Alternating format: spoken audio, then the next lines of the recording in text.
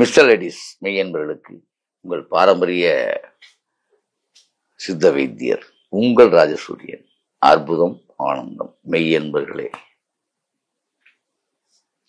இப்ப நிறைய போன் கால்கள் எனக்கு நிறைய வருது.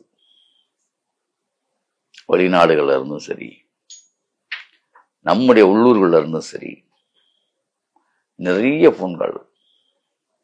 அதுல மேக்சிமம் ஒரு 100 கால்னு வச்சுங்களேன், அதுல ஒரு 60 கால்கள் வந்து ஆண்மை சம்பந்தப்பட்ட கால்களாக தான் இருக்கு.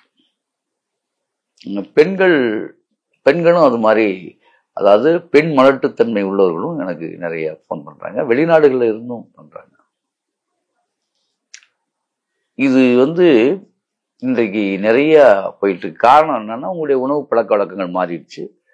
சத்தான உணவுகள் உங்களுக்குள்ள போகாதனால வித்தாகக்கூடிய சில விஷயங்கள்லாம் நடக்காம போகுது. இதுதான் காரணம்.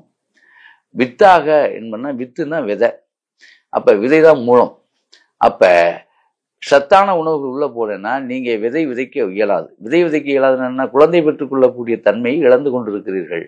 அப்ப இதுல நிறைய பேர் விரைப்புத்தன்மை இல்லை, அந்த தன்மை இல்லை, இந்த தன்மை இல்லை, விந்து முந்துதல் குற்றம், அதே மாதிரி பெண்களுக்கு மாதாவிடாய் குற்றம், அதே போல பெண்களுக்கு வெள்ளைப்படுதல், அந்த பெண்ணுறுப்புகளில் உண்டான பல்வேறு விதமான நோய்கள், இதெல்லாம் வந்து பாலியல் சம்பந்தமான பிரச்சனை ஆணுக்கும் பெண்ணுக்கும் பல்வேறு வகையில தொடருது. ஆண்களுக்கு பாத்தீங்கன்னா விந்து வந்து அதாவது உங்களுக்கு வந்து இது நீர் போகும்போதே விந்து சேர்ந்து போயிடும். இது விந்து முந்துதல் அல்லது விந்து குற்றம், இதெல்லாம் போகுது. அப்ப அவங்க பலகீன தன்மை அடைஞ்சிருவீங்க. அதுல வந்து புரோட்டீன் போயிட்டு இருக்குன்னு சொல்லுவாங்க, இந்த பக்கம் வந்து சத்து போயிட்டு இருக்கு. எப்படி வச்சுட்டாலும் சரி, மொத்தத்துல உங்களுடைய உடலை பலகீனப்படுத்தக்கூடிய விஷயங்கள், நீங்களும் பலகீனமானவர்களாக மாறிவிடுகிறீர்கள். அல்லது உங்களுடைய உடல் வந்து சோர்ந்த நிலைக்கு போயிடும். இதெல்லாம் என்ன காரணம்? இதுக்கெல்லாம் இதை வந்து தேற்றுவதற்கு என்ன வழி இருக்கு, மாற்று வழிகள் என்ன, அதைத்தான் இப்ப பதிவு பண்ண போறோம். இதுல ஒரு சிறந்த ஒரு விஷயம் நல்லா புரிஞ்சுங்க. இதுல எந்த மாதிரி சந்தேகங்கள் இருந்தாலும் அதை பழுது நீக்கிறதுக்கான விஷயங்கள் நிறைய இருக்கு. ஆனா இது வந்து நான் இப்ப உங்களுக்கு தெரிவிக்கிறது என்னன்னா, ஆரம்ப நிலையில் குற்றங்கள் உள்ளவங்களுக்குலாம் இது உடனடியா கேட்கும். மற்றவர்களும் வந்து அதை வந்து முழுமையா தன்னுடைய உடலுக்கு ஒரு எந்த அளவுக்கு நீங்க என்ன மாதிரி மாத்திரை மருந்துகள்லாம் சாப்பிட்டுருக்கீங்க இதுக்காக, அல்லது உங்களுடைய பழக்க வழக்கம் போதைக்கு அடிமையானவங்க இருக்கீங்க, சில பேர் கஞ்சாக்கு அடிமையானவங்க இருக்காங்க, போதையிலே பல வகையான போதை இருக்கு, டக்ஸ் அடிக்ட், இந்த மாதிரி பல வகைகள் போயிட்டு இருக்குல்ல. அப்புறம் சில பேர் வந்து இரவு நேரம் தூங்காதவர்கள் இருக்கீங்க.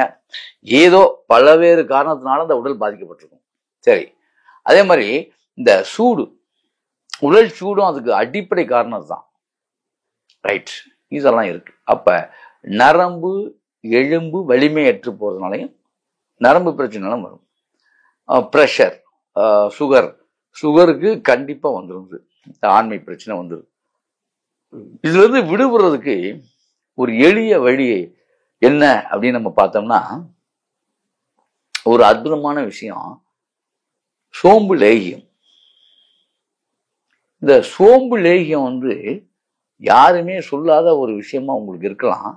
ஆனா இது பாரம்பரியமான முறை என்பதை நீங்க மறந்துடக்கூடாது. சாதாரண நீங்க சமையலுக்கு போற சோம்பு தானே. ஆமா, சோம்பை முறையாக பதப்படுத்தும் பொழுது அந்த தன்மை அது பெறுது. அந்த சோம்புக்கு அந்த வீரியம் உண்டாகிடும். கருவேப்பிள்ளை இருக்கு பார்த்தீங்களா, கருவேப்பிள்ளை வந்து நல்லா வந்து உங்களுக்கு என்ன செய்யணும், அரைச்சிடணும். கருவேப்பிள்ளையை வந்து மிக்சியில போட்டு அரைச்சிடணும். அரைச்சிட்டு இப்ப வந்து நல்லா புரிஞ்சுக்கோங்க, கிட்டத்தட்ட ஒரு 200 கிராம் கருவேப்பிள்ளையை அரைச்சிடணும். முதல்ல 200 கிராம் கருவேப்பிள்ளைக்கு 200 கிராம் சோம்பு. அந்த அரைச்ச அந்த சட்னியோட, சட்னி மீன்ஸ் அந்த இதுல வந்து அந்த கருவேப்பிள்ளையோடைய அந்த சட்னி எடுத்து அதுல வந்து இத கலக்கணும். அந்த 200 கிராம் சோம்பை வந்து கலக்கணும். நல்லா பிணைஞ்சிடணும்.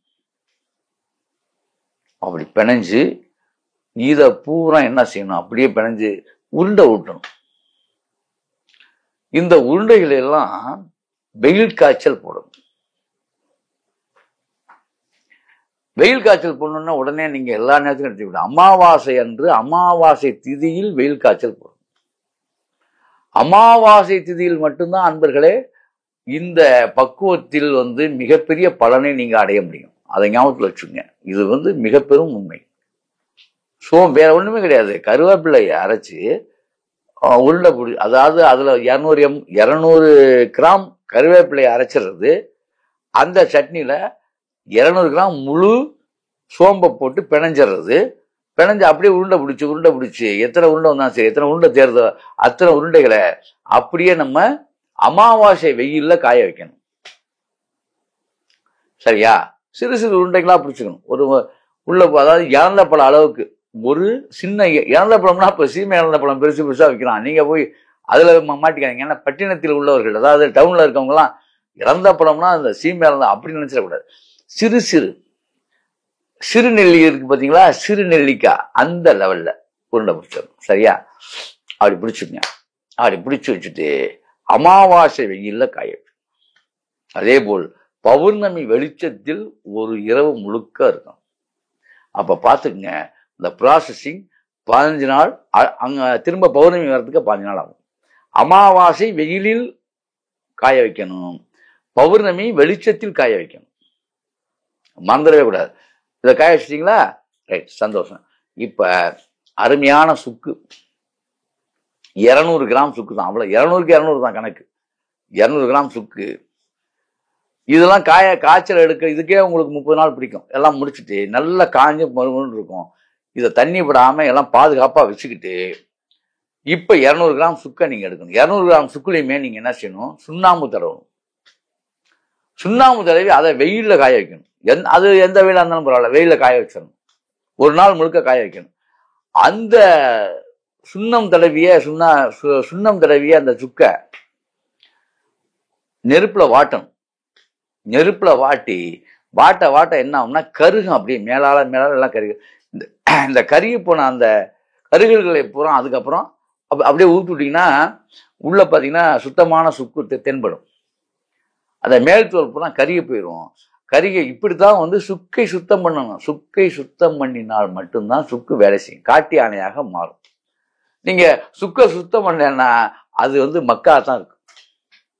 சுக்கை சுத்தம் பண்ணிட்டீங்கன்னா அது காட்டு யானை பலம் பெற்றுவிடும். ஞாபகத்தில் வச்சுங்க, இதெல்லாம் உண்மை. அப்ப இப்படி சுக்கை சுத்தம் பண்ணிட்டு அந்த சுக்கை என்ன பண்ணணும், தூள் பண்ணிடணும். அந்த 200 கிராம் சுக்கையும் தூள் பண்ணி எடுத்து அதை தனியா வச்சுக்கிறீங்க. இந்த 200 கிராம் சுக்கையும் தூள் பண்ணி எடுத்து வச்சுக்கிட்டீங்களா? ரைட். இப்ப அடுத்தது இதுல சேர்க்கக்கூடியது ஒரே ஒரு பொருள் தான். இன்னும் வேற எதுவுமே எக்ஸ்ட்ரா சேர்க்க வேணாம். இதுல நல்லபடியா நீங்க என்ன செய்யணும் அப்படின்னா, இது முழுக்க கருஞ்சீரகம்னு உங்களுக்கே தெரியும், சொல்லுங்கிற அவசியம் இல்லை. 100 கிராம் கருஞ்சீரகத்தை சேர்த்தீங்கன்னா போதும். இந்த கருஞ்சீரகத்தை என்ன செய்யணும், எதையும் வறுக்கலாம், எல்லாம் பச்சை தான். இந்த கருஞ்சீரகத்தை அப்படியே இதோட சேர்த்தணும். அந்த கருஞ்சீரகத்தை காய வைக்கணும், வெயில நல்லா காய வச்சு இதோட சேர்த்தணும். சுக்குத்தூளோட சேர்க்கணும். சேர்த்து இப்ப முதல்ல காய வச்சு வச்சிருந்தீங்களா இந்த கருஞ்சீரகம், 100 கிராம் கருஞ்சீரகம், 200 கிராம் சுக்கு பவுடர், முதல்ல உருண்டை பிடிச்சி வச்சிருக்கீங்களே சோம்பும் கருவேப்பிலையும், இதெல்லாம் எல்லாம் ஒன்றா எடுத்து கொஞ்சம் கொஞ்சமாக போட்டு மிக்சியில் அடித்து வச்சுக்கணும். மிக்சியில் அடிச்சிங்கன்னா ஒரே பவுடர் ஆயிரும் எல்லாம். இந்த பவுடரை பனங்கள் கண்டு போட்டு காய்ச்சிய பாலில் காலை மாலை இருவேளை. ஆனா இதுக்கு என்ன சொல்றதுன்னா, சுகபேதி, நாங்க பாரம்பரியமாக தயார் பண்ற மருந்து எங்கள்கிட்ட இருக்கு. சுகபேதியை சாப்பிட்டு உடம்ப சுத்தம் பண்ணிட்டு இதை சாப்பிட்டீங்கன்னா மட்டும்தான் இது உடனடியா வேலை செய்யும். இந்த சுகபேதிங்கிற ஒரு விஷயத்த முறையா நீங்க கடையில கூட நீங்க பேதி மாத்திரை வாங்கி கூட நீங்க சாப்பிடுங்க. ஆனால் சுகபேதி என்கிறது பாரம்பரிய முறையில் அதாவது முறையான தயாரிப்பா இருக்கணும். எங்க நீங்க நாட்டு வைத்தியத்தை வாங்கினாலும் சரி, எங்க வாங்கினாலும் சரி, இந்த கடைகளில் மாத்திரை வாங்கி போடுறதை அவாய்ட் பண்ணிடுங்க. சுகபேதி நாட்டு முறைப்படியான சுகபேதி எடுத்துக்கணும். எடுத்து உடம்ப 72,000 நாடி சுத்தம் பண்ணணும். சரியா? அந்த மாதிரி ஒரு எங்க சுகபேதி மாத்திரையை நீங்க எடுத்துக்கிட்டு அதன் பிறகு அடுத்த நாள்ல இருந்து இந்த நான் சொன்ன இதை தயார் பண்ணி வச்சு நீங்க பால்ல கலந்து அப்படியே இந்த இதுக்கு பேர் இத சோம்பு, அதாவது சோம்பு லேகியமாவும் பண்ணிக்கலாம். பனங்கள் கண்டு போட்டு காய்ச்சி பதப்படுத்தி லேகியமாவும் நீங்க பண்ணலாம். பனங்கள் கண்டுலயே பண்ணணும். இதை தேனு பனங்கள் கண்டு சேர்த்து பண்ணிக்கலாம். சுகர் இருக்கவங்க தேன் போட வேண்டாம். பனங்கள் கண்டு ரொம்ப நல்லது சுகருக்கு, நீங்க தயார் பண்ணிக்கலாம். அதே மாதிரி சுகர் இல்லாதவங்க தேன் கலந்து இதை லேகியமாவும் பண்ணிக்கலாம். நாங்க தயார் பண்றது வந்து சுகருக்கு பனங்கள் கண்டு போட்டு பண்றோம். சுகர் இல்லாதவங்களுக்கு நாங்க என்ன பண்றோம், மலைத்தேன், ஒரிஜினல் மலைத்தேன் போட்டு இதை பண்றோம்.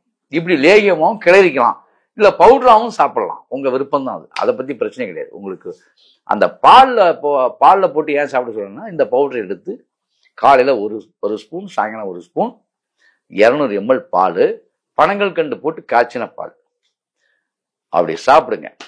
சாப்பிட்டால் உங்களுக்கு ஒரு காட்டு யானை பலம் வரும். உங்களுடைய நீங்கள் வீட்டு யானையாக மாறி விடுவீர்கள். மறந்துடாதீங்க. அப்படி ஒரு அமைப்பு உங்களுக்கு ஏற்பட்டுரும். ஆண் பெண் இருபாலருமே இதை பயன்படுத்தலாம். ஏன்னா கண்ணியமான பெண்ணியம் என்பது ஒரு அற்புத ஆனந்தத்தை பெருகு அவங்களுக்கும் மகளிருக்கும் ஒரு உற்சாக நிலைமையை உருவாக்கும். ஆண்களுக்கும் ஒரு உற்சாகத்தை கொடுக்கக்கூடிய ஒரு அற்புதமான மகா மருந்து இது. இது நீங்க தொடர்ந்து காலை மாலை எடுத்துக்கலாம். நீங்க ஹார்லிக்ஸ், போன்விட்டா அதெல்லாம் சாப்பிட்றீங்களா, சத்துன்னு, அது மாதிரி இதை நீங்க வாழ்நாள் முழுக்க கடைபிடிக்கலாம். எப்போ வேணாலும் எவ்வளவு வேணாலும் சாப்பிடலாம். இதுல டிவி, ப்ரெஷர், அது இந்த மாதிரி விஷயங்கள்லாம் இருக்கிறவங்களும் இதை தொடர்ந்து சாப்பிடலாம். அதுக்கு சம்பந்தம் கிடையாது. ப்ரெஷர்லாம் குறையும் இதெல்லாம் சாப்பிட்டீங்கன்னா. ரெண்டாவது இன்னொரு விஷயம் என்னன்னா, சுகர்காரங்க மட்டும் தேன் கலந்து சாப்பிடக்கூடாது. அதே மாதிரி சுகர் இருக்கிறவங்க பனங்கள் கண்டு சேர்ந்து சாப்பிடலாம், தப்பு இல்லை. ஆக இத்தனை நாள் கணக்கு இல்லை. உங்களுக்கு நலம் நீடிக்க வேண்டும் என்றால் தொடர்ந்தே பயன்படுத்தலாம். அற்புதம், ஆனந்தம்.